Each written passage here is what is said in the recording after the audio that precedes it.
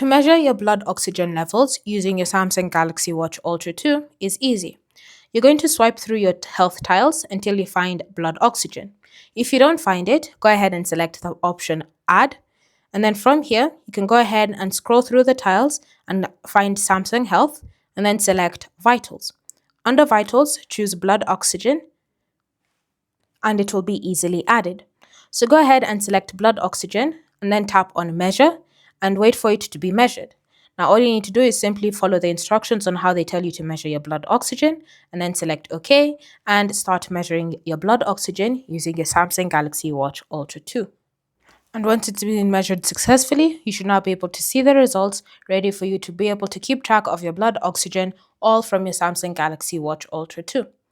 Thanks for watching. If you have any questions or comments, feel free to leave them down in the comment section below, and I'll see you in the next video.